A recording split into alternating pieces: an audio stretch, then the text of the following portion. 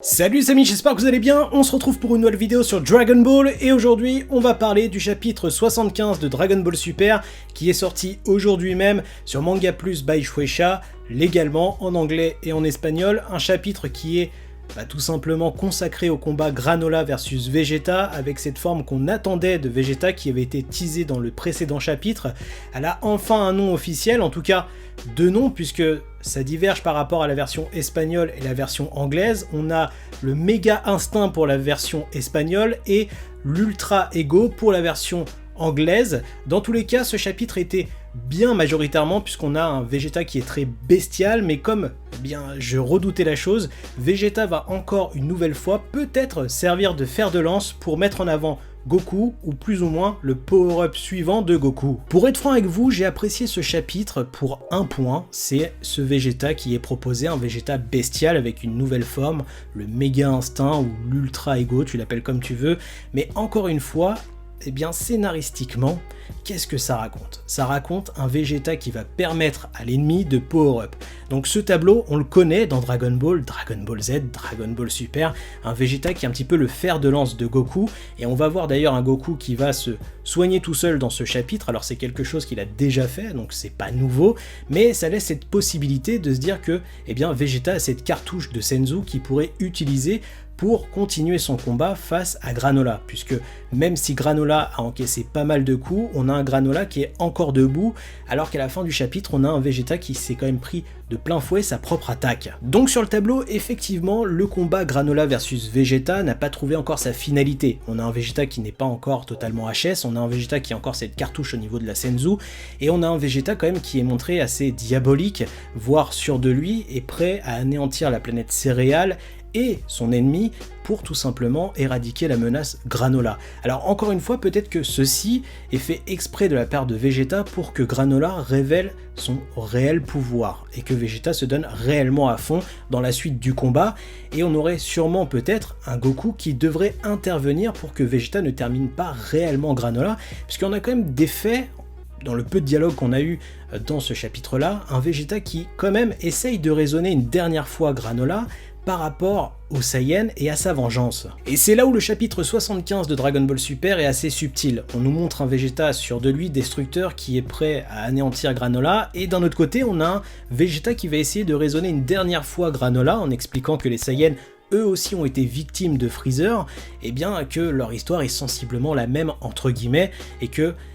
Vegeta et Goku à cette époque-là n'étaient pas nés et qu'ils n'étaient pas au courant de tout ce qui s'était passé avec la planète céréale. Et on va voir d'ailleurs Alexa, Hotmeal, donc la petite voix qui parle à Granola, qui va essayer de révéler et surtout d'interroger Granola en expliquant voilà tout ce que Vegeta est en train de dire, c'est pas du tout avec ce qu'on t'avait expliqué. Peut-être que ces deux-là n'étaient totalement pas au courant et que au final ta vengeance n'a ni queue ni tête par rapport à Goku et Vegeta, et on va voir un Granola qui a quand même ce semblant de raisonnement, mais qui va vite repartir sur son ambition initiale, c'est-à-dire exterminer le peu de Saiyan qui reste et avoir sa vengeance face à Freezer. Et c'est là où effectivement on va voir un Vegeta qui a vu que Granola ne veut pas se raisonner et va tenter le tout pour anéantir Granola. Et Granola va réveiller son deuxième Sharingan, ce Red Eyes, donc son œil rouge, qui va permettre le power-up et terminer ce chapitre. Après oui, très clairement, ce chapitre révèle un Vegeta masterclass au niveau de la thématique, au niveau du combat, au niveau des chorégraphies, c'est juste impressionnant, cette forme, je l'apprécie réellement, mais au niveau de sa mentalité sous cette forme, je suis un petit peu confus, puisque on nous montre un Vegeta destructeur, prêt à tout pour tambouriner l'ennemi, mais d'un autre côté on a un Vegeta qui essaye quand même de le raisonner une dernière fois, et un Vegeta qui va quand même essayer de détruire la planète. Donc c'est un petit peu difficile à cerner, et ces ficelles prouvent peut-être que Vegeta va perdre l'esprit par rapport à la continuité de combat, et d'où pourquoi Goku va tout simplement réapparaître dans le prochain chapitre pour intervenir et stopper ce combat qui aurait peut-être donné la mort à Granola. Bien entendu, la fin de chapitre 75 relance également l'intrigue sur l'arc Granola, puisque cette situation de ce combat Granola versus Vegeta profite aux haters qui vont faire tout pour réunir les Dragon Ball et exaucer leurs vœux. Donc c'est là où c'est intéressant, puisque tout se met en place un petit peu, mais là où je voudrais rebondir également, c'est que la forme de Vegeta, le Méga Instinct, l'Ultra Ego, eh bien ça peut être aussi une forme non contrôlée. Et d'ailleurs on le voit, hein, Vegeta l'explique à Granola, c'est la première fois qu'il l'utilise, donc pour moi quand tu utilises une première fois une forme, une technique, etc., tu n'es pas à ton paroxysme au niveau de la maîtrise, donc on aura forcément un Vegeta qui durant cet arc, comme on a pu le constater avec Goku lors du tournoi du pouvoir, on a un Goku qui nous a montré les signes de l'Ultra Instinct et l'Ultra Instinct complet, même si eh bien, après il a dû tout réapprendre pour réellement le maîtriser, eh bien vous avez compris l'idée. On peut avoir un Vegeta qui peut, et je l'espère sincèrement, être le héros de cet arc et celui qui va finir la menace Haters ou avoir un rôle très important par rapport à cette nouvelle transformation, le Méga Instinct. On pourrait avoir une forme Méga Instinct maîtrisé. Et j'avoue que cette éventualité me fait kiffer. Pourquoi? Puisque le plus gros viol total qu'on a eu du personnage de Vegeta dans Dragon Ball Super, c'est eh bien tout simplement le film Fukatsu no F, où on aurait pu avoir un Vegeta qui anéantit Freezer, mais tous les fans de Vegeta se sont bien fait, t'as compris. Là où ça sera intéressant, c'est que quand même cet arc-là nous propose une nouvelle fois une intrigue autour de Freezer avec un personnage qui veut se venger de Freezer. Ce qui serait magnifique, c'est que Vegeta aurait enfin sa vengeance ultime par rapport à Freezer et que ça soit celui avec Granola qui anéantit Freezer par rapport à sa rédemption du peuple céréal, par rapport à tous les délires Saiyan, etc. Mais d'un autre côté, il vengerait une fois pour toutes son peuple et le peuple des céréaliens. En tout cas, en toute logique, si c'est la dernière fois que Freezer est mentionné et apparaît dans Dragon Ball Super et qu'on a vraiment la mort de Freezer totale et il revient plus, ça serait cool que ce soit Vegeta et Granola, une certaine synergie pour anéantir celui qui a causé tant de tort à leurs deux peuples. Ça serait juste magnifique, mais il y a quand même encore les haters, il y a aussi Oatmeal, donc Alexa, qui est partie, puisque Granola lui dit clairement « je n'ai plus besoin de toi ». Cette identité, donc cette IA, est-ce que c'est réellement un IA? Est-ce que ça sera le réel boss de l'arc, puisque ça serait cool de voir à quel point Oatmeal sera développé, puisqu'on le sait depuis l'interview de Toyotaro, elle aura une importance. Donc est-ce que eh bien, ça veut devenir